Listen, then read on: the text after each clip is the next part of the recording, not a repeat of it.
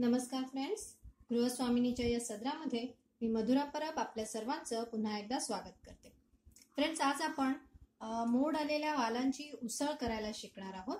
त्याकरिता घेतलेली सामग्री आहे. त्या ठिकाणी मी वाल सोलून घेतलेले आहेत, मोड आलेले. त्यानंतर वाटण घेतलेलं आहे. हे वाटण कसं तयार करतात याची लिंक आपल्याला डिस्क्रिप्शनमध्ये मिळेल. ते वाटण मी मिक्सरमध्ये काढून वाटून घेतलेलं आहे. आलं, लसूण आणि कोथिंबीर याची पेस्ट घेतलेली आहे. त्यानंतर कोकमचे 2-3 पाकळ्या मी इथे तोडून घेतलेल्या आहेत. फोडणीसाठी कांदा घेतलेला आहे अर्धा बारीक चिरून. त्यानंतर एक बटाटा मी कापून घेतलेला आहे मध्यम आकाराचे तुकडे करून. त्यानंतर टोमॅटो घेतलेला आहे अर्धा. त्यानंतर कोथिंबीर आहे पेरण्याकरिता वरतून. मीठ घेतलेलं आहे चवीनुसार आपण इथे वापरणार आहोत.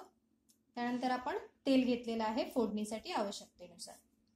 यामध्ये आपण हळदीचा वापर करणार आहोत. लाल तिखटही यामध्ये वापरणार आहोत. चला तर मग आपण फोडणीच्या कृतीसाठी सुरुवात करूया. पॅन आपण एका बाजूला गरम करायला ठेवलेला आहे. आता आपण त्यामध्ये साधारण 1 ते 1.5 मोठा चमचा तेलाचा घालणार आहोत. आता यामध्ये सर्वप्रथम कांदा आणि टोमॅटो घालून आपण परतून घेणार. कांदा आणि टोमॅटो व्यवस्थित परतवून घेतलेले आहेत आपण. आता यामध्ये हळदीचा वापर करूया. साधारण लहान छोटा चमचा आपण हळद घातली आहे. तिखटपणा आवश्यकतेनुसार, त्यामुळे मी इथे 1.25 चमचा लाल तिखटाचा घेतलेला आहे. तेलामध्ये हे मिश्रण व्यवस्थित परतवून घेऊन आपण छानशी फोडणी तयार करत आहोत. आता यामध्ये मोड आलेले वाल आपण घालणार आहोत.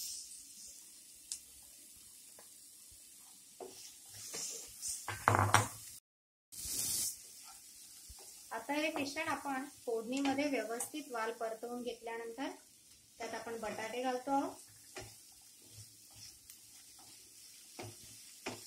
हे वाल शिजण्यासाठी अतिशय सोपे आहेत, लवकर शिजतात. त्याच्यामुळे आपण अशा प्रकारच्या फोडणीमध्ये पाणी घालून त्यांना शिजवून घेऊ शकतो. आणि जितक्या वेळेमध्ये हे वाल शिजणार आहेत तितक्याच वेळेत बटाटाही व्यवस्थित शिजून येतो. आता आपण फोडणी याला व्यवस्थित लागलेली आहे.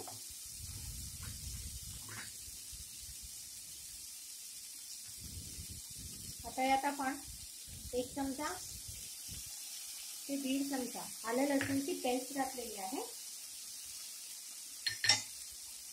त्याबरोबरच आपण यामध्ये अंदाजाने मीठ घालून घेणार आहोत. मी यात साधारण 1 चमचाभर मीठ घातले. आता हे मिश्रण व्यवस्थित परतवून घेऊया.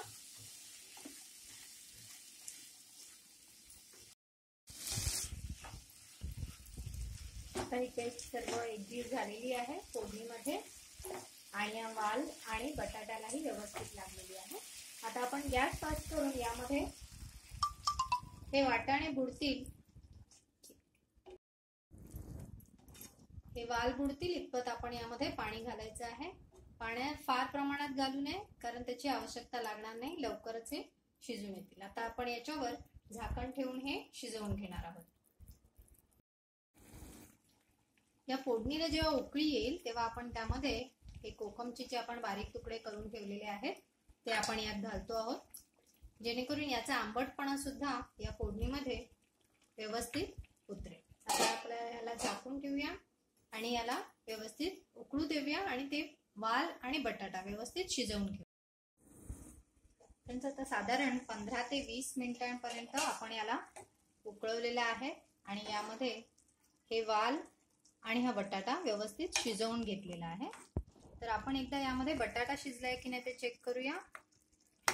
अशा पद्धतीने हा बटाटा आपण चेक करू शकतो. तर हा व्यवस्थित शिजलेला आहे आणि वालालाही शिजण्याकरिता तितकाच वेळ लागतो. त्याच्यामुळे हे दोन्ही आता शिजून आलेले आहेत. आपण यामध्ये आता वाटण घालणार आहोत. हे वाटण कशा प्रकारे तयार करतात त्याची लिंक मी आपल्याला डिस्क्रिप्शन मध्ये दिलेली आहे, पण तरीही थोडक्यात सांगते. याच्यामध्ये आपल्याला ओल्या नारळाचा किस, सुक्या नारळाचा किस आहे आणि कांदा आहे जो आपण भाजून घेतलेला आहे. नंतर हे वाटण मिक्सर मधून काढून घेतलेलं आहे. आता गरजे इतपत आपण यामध्ये वाटण घालतोय, साधारण 1 मोठा चमचा. या भाजीकरिता आपल्याला जास्त वाटणाची गरज नाही। हे वाटण यामध्ये व्यवस्थित मिक्स झालंय। आपण गॅस थोडा मोठाच ठेवलेला आहे या ठिकाणी। यामध्ये आपण आता थोडीशी कोथिंबीर पेरून घेऊया।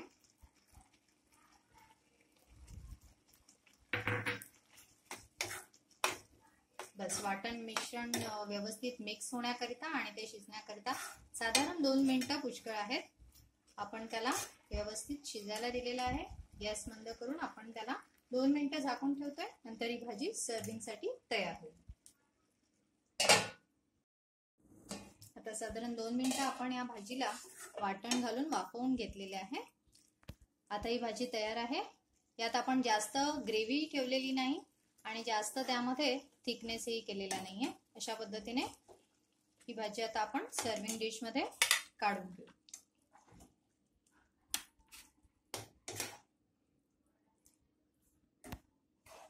यामध्ये कोकम आणि टोमॅटोचं अतिशय उत्तम असं मिश्रण आहे, त्याच्यामुळे ही भाजी चवीला अतिशय छान लागते।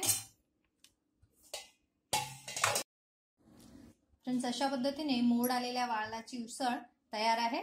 आपण नक्की रेसिपी ट्राय करा, आपल्या सर्वांना नक्कीच आवडेल। आपले जर काही टिप्स असतील, काही सजेशन्स असतील तर नक्की कमेंट्स मध्ये मला सांगा, आम्ही त्याचा नक्की विचार करू। फ्रेंड्स, हा व्हिडिओ पाहून झाल्यानंतर आपण माझं चॅनल नक्की सबस्क्राइब करा। धन्यवाद।